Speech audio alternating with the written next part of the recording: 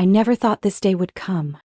I had imagined many things about my future, a stable job, a cozy little house, trips to faraway places, but marriage had never been on that list. I didn't hate the idea of marriage, but I never dreamed about it like other girls did. Growing up with only my father by my side, I had become accustomed to an independent life, taking care of myself without needing anyone else. And yet, here I was, preparing to step into a marriage I never expected. My name is Amelia, I'm 31 years old, and I work as a financial manager at an investment firm in New York. I have lived in this city for over a decade, burying myself in work, never once thinking that I would meet someone who would make me want to settle down. But then I met Daniel, a 34-year-old man with a warm smile and rare patience. Daniel wasn't the type of man I usually noticed. He didn't stand out in a crowd, he wasn't flashy or overly charming with sweet words. But there was something about him that made me feel safe. He was patient with me in a way no one else had ever been. Never rushing, never pressuring. We met through a mutual friend, Chloe, my close colleague. Chloe was always worried that I was too focused on work and neglecting my personal life, so one day, she arranged a casual meetup between me and Daniel. At first, I wasn't too excited. I was used to dining alone or immersing myself in reports rather than spending time dating. But Daniel was different from the men I had met before. He persistently invited me out, even though I turned him down a few times at the beginning. He never got upset when I told him I wasn't sure if I was ready for a serious relationship. "That's okay, Amelia. I'll wait until you're ready to open your heart," he once told me. And little by little, I let him into my life. After 6 months, I realized that Daniel's presence had become an essential part of my busy days. The good morning texts, the quick phone calls during lunch breaks, the simple evenings cooking together instead of going to fancy restaurants. All these little things made me realize that I had fallen for him without even noticing. A year after we met, Daniel got down on one knee and proposed to me during a quiet outdoor picnic. There were no fireworks, no grand romantic gestures like in the movies, just the two of us, under the evening sky, and a simple question. "Amelia, do you want to spend the rest of your life with me?" I thought I might be scared that I would hesitate, but instead I just laughed and said, "Yes." And so I, the person who once thought I would stay single forever, agreed to get married, but what I didn't know was that this was only the beginning of a story I never saw coming. When Daniel suggested that I meet his parents over the weekend, I felt a bit uneasy. It wasn't that I was afraid of meeting my in-laws, I was confident and independent, but there was something in Daniel's tone that made me pause. He didn't sound as excited as I had expected. Instead, he seemed a bit hesitant. "My parents are a little traditional," Daniel said as we sat in our usual cafe. "They might be a bit strict at first, but don't worry, everything will be fine." His words made me think, what exactly did he mean by a little traditional? Would they be formal and principled, or would they be judgmental and difficult? Either way, I couldn't avoid this meeting. If I was going to marry Daniel, I needed to know what his parents were like. On Saturday morning, we drove out of New York to his parents' house in the suburbs of Connecticut. Their home was large, situated in an upscale neighborhood with neatly trimmed lawns. But as I stepped inside, the atmosphere wasn't as warm as I had hoped. "Hi, Mom. Hi, Dad," Daniel said cheerfully as we entered the living room. "So you finally made it," a woman's voice rang out. I turned and saw Eleanor, Daniel's mother, staring at me. Her sharp eyes scanned me from head to toe, barely hiding her scrutiny. I smiled politely and stepped forward, extending my hand. "I'm Amelia. It's a pleasure to meet you." But instead of shaking my hand, she simply gave a slight nod, her voice cold. So, you're Amelia." No compliment, no warm greeting, just a distant nod as if I were an uninvited guest. Richard, Daniel's father, seemed slightly more approachable. He shook my hand but still maintained a reserved demeanor. "So, what do you do? Daniel mentioned you work in finance?" "Yes, I'm a financial manager at an investment firm," I replied, keeping my tone natural. "Oh." Eleanor raised an eyebrow. "That's a rather stressful job, isn't it? But women don't usually last long in that industry. It's better to focus on family once you're married." I hesitated for a second but kept my smile. I love my job, and I believe that if someone manages their time well, they can balance both career and family. "That's what all young women think before they get married," Eleanor scoffed, as if I had just said something foolish. Daniel gently squeezed my hand under the table, signaling me not to take it to heart, but that only made me more irritated. "Where's Daniel's brother?" I asked, trying to change the subject. "Joshua is on his way," Richard said. "He's very eager to meet you." A moment later, Joshua, Daniel's older brother, walked in. He was well dressed, but from the very first handshake I could tell that something was off. "So, this is Amelia?" Joshua smirked. "Daniel, did you really choose a girl who grew up in a single-parent household?" The room suddenly fell silent. I looked straight at Joshua, trying to stay composed. "Is there something wrong with that?" I asked, my voice slow but firm. Joshua shrugged. "It's just that people who grow up without either a father or a mother aren't usually taught how to build a proper family. I'm sure you understand what I mean." I clenched my fists, but before I could respond, Eleanor cut in. "We don't mean to offend you, Amelia, but family is very important. Daniel is our youngest son, the pride of this family. If you want to marry him, you must understand that this family has its own rules." "Rules?" I repeated. "You must be fully devoted to Daniel and this family," she said firmly. "Women in the Richards family always put family first. Career, ambitions, friends. Everything else comes second. Can you do that?" I glanced at Daniel, hoping he would say something, but he remained silent. A cold feeling settled in my chest. I had mentally prepared myself to meet a traditional family, but I hadn't expected to face such rigid expectations and deep-seated prejudice. Daniel had told me his parents were a little strict, but I never imagined they would look down on me simply because I was raised by my father. They didn't care about who I was or what I had accomplished. For them, I was just someone expected to serve Daniel if I wanted to be part of this family. And the worst part was, Daniel didn't oppose them at all. Our wedding reception was held at a luxury hotel in New York, with over 150 guests, including friends, colleagues, and both families. I had always thought this would be a happy day the moment I stepped into a new chapter of my life. But I was wrong. Things started to go wrong from the very beginning of the event. Daniel's parents, Richard and Eleanor, showed up already tipsy, even though the reception had just begun. They were drinking hard liquor instead of wine like the other guests, while Joshua, Daniel's brother, sat with a few relatives, watching me with a judgmental glare. I tried to ignore them and focused on the warm congratulations from my friends. But then they started causing a scene.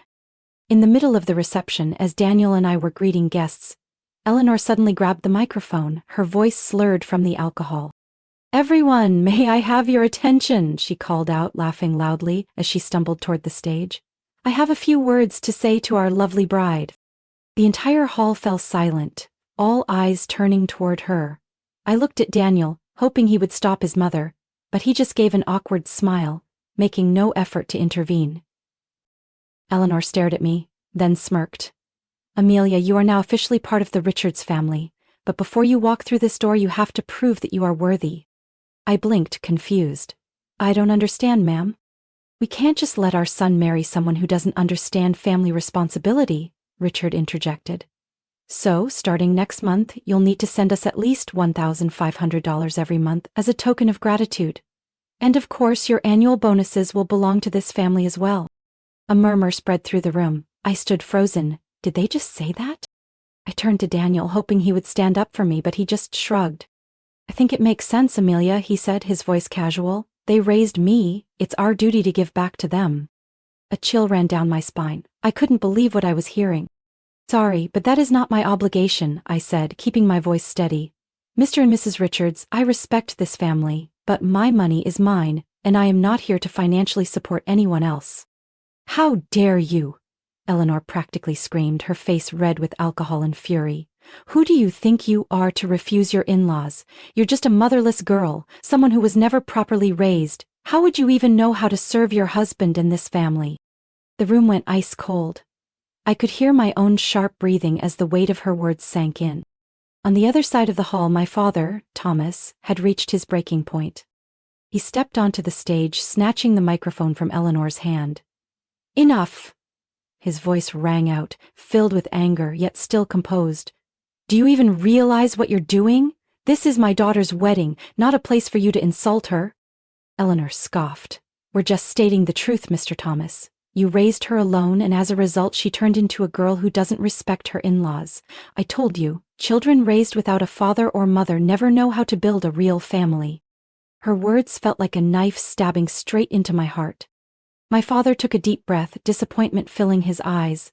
I thought Daniel's family was well educated, but I was clearly mistaken. If this is how you treat my daughter, then I consider it a blessing that she will not become part of your family. I turned to Daniel, hoping he would stand up for me, but he said nothing, staring at the floor in silence. And in that moment, I knew I could not go through with this marriage. I took the microphone from my father's hand and looked directly at Daniel's family. Thank you for this lovely event. But I have made my decision. This marriage ends right here.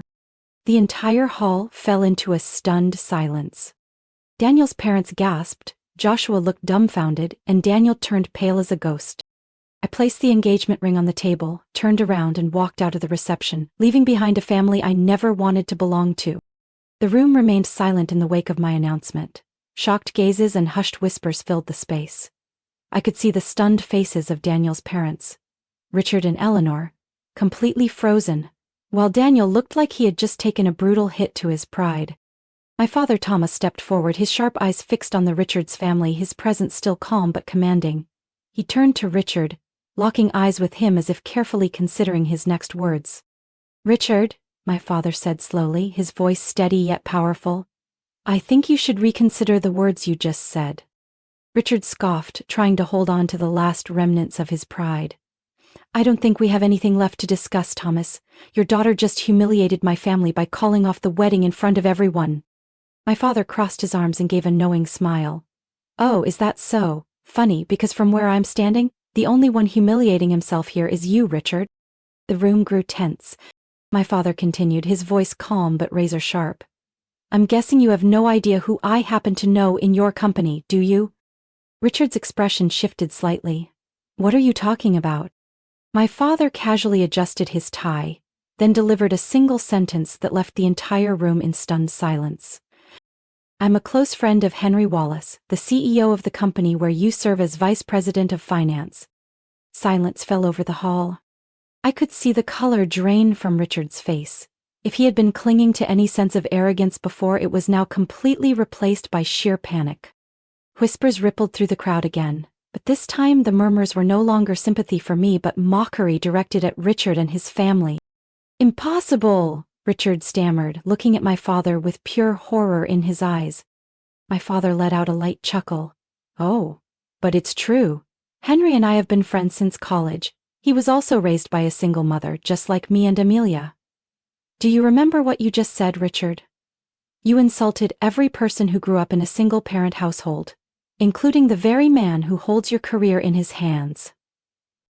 Sweat began to bead on Richard's forehead. His arrogance had vanished, replaced by genuine fear.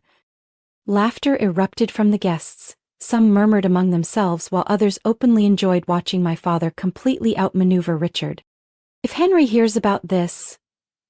Do you really think you'll keep your position, Richard? My father asked pointedly, his tone no longer playful. Eleanor stood frozen, her face pale. Joshua, who had just looked down on me for being raised by a single father, now looked like he wanted to disappear into thin air. And then, right before my eyes, Richard dropped to his knees in front of my father. The entire room gasped, unable to believe what they were witnessing.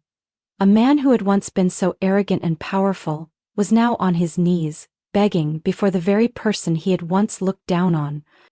Thomas, please, Richard's voice trembled. I misspoke. Please don't tell Henry. I don't want to lose my position. How interesting, my father said slowly. Earlier, you called me worthless because I was a single father, and yet here you are, kneeling before me, begging me to save your career? The entire hall erupted with laughter. I had never seen a humiliation this severe in my life. I turned to Daniel. He couldn't even look at me anymore. He just stood there, his head hung low, unable to say a word. And in that moment I knew. I had truly escaped a nightmare. I looked straight at Daniel, my words crystal clear for everyone to hear. This marriage ends right here. A shockwave rippled through the hall. Guests whispered among themselves, some gawking in disbelief as they witnessed a bride canceling her own wedding in front of everyone. I saw a few of Daniel's colleagues with their mouths open, and some guests even pulled out their phones to record the moment. Daniel stood frozen, his face completely drained of color. "Amelia, what are you saying?" His voice cracked. I had no patience left. I looked straight at him. The man I once thought would protect me but who turned out to be nothing more than a coward. "Daniel, you stood there, silent, while your parents humiliated me, demanded that I financially support them, and acted like it was completely normal. You didn't just let them insult me, you let them disrespect the man who raised me on his own for years. You know what? You are not worth another second of my time." A wave of gasps filled the room. I saw Daniel's parents, Richard and Eleanor, pale as ghosts, and Joshua, completely stiff, like a statue. Without a moment of hesitation, I slipped the wedding ring off my finger and placed it on the table in front of Daniel. "We never registered the marriage, so I owe you nothing." My father stepped forward, placing a hand on my shoulder, his eyes filled with pride. He took the microphone and spoke firmly and clearly. "And to avoid any misunderstandings, my daughter and I will be returning all the wedding gifts. We don't need anything from this family."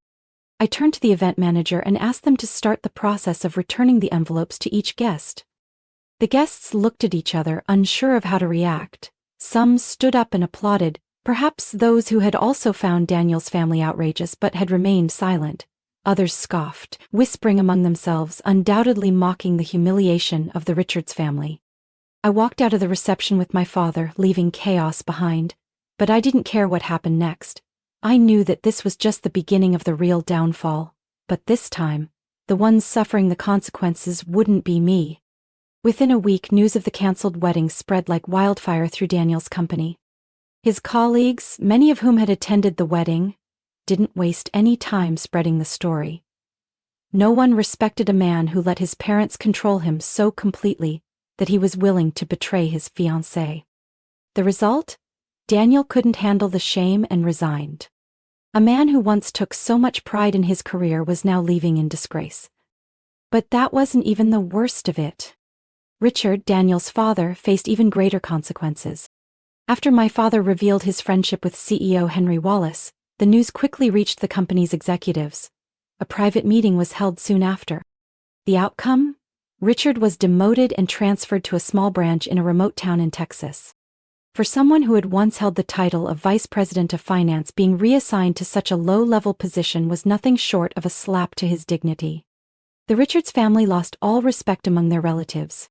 I heard that their extended family, the same people who once admired them, began to distance themselves. No one wanted to be associated with a family that was both greedy and publicly disgraced in front of hundreds of guests. As for Eleanor, the woman who once took so much pride in having a prestigious family, she could no longer even lift her head in public. Sitting in our usual cafe with my father, I looked at him and smiled. "Do you have any regrets?" he asked. I took a sip of my coffee, exhaling in relief. "No, Dad. Calling off that wedding was probably the smartest decision I've ever made." He chuckled, patting my hand gently. "I'm proud of you, Amelia. You're stronger than you think." I smiled, feeling lighter than ever.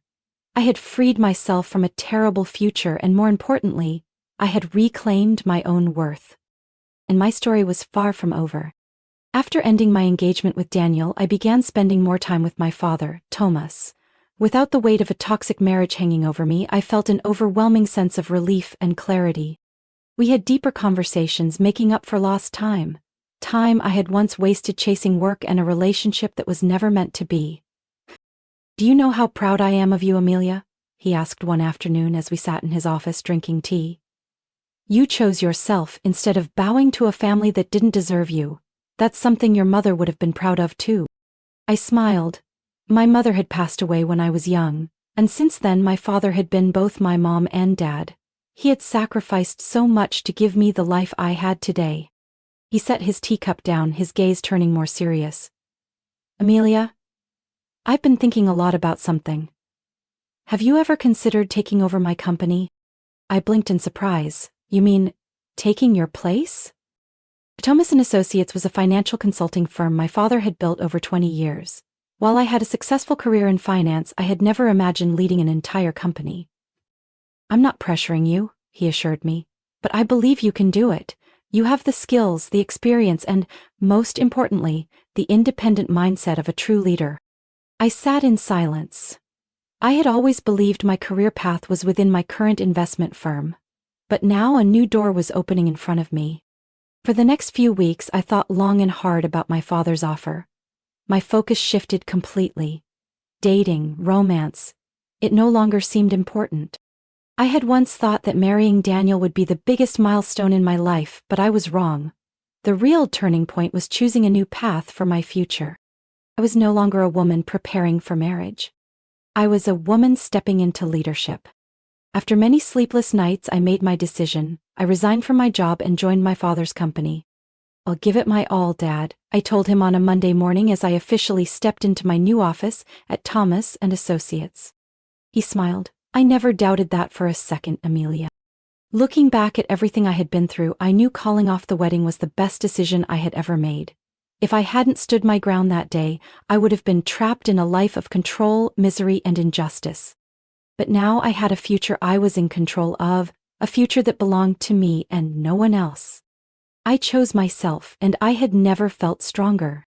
Looking back, I realized that losing something you thought was important can sometimes be the very thing that helps you find yourself. If I hadn't had the courage to walk away, I would have ended up stuck in a life I never deserved. Family should never be about control, and love should never come at the cost of self-sacrifice.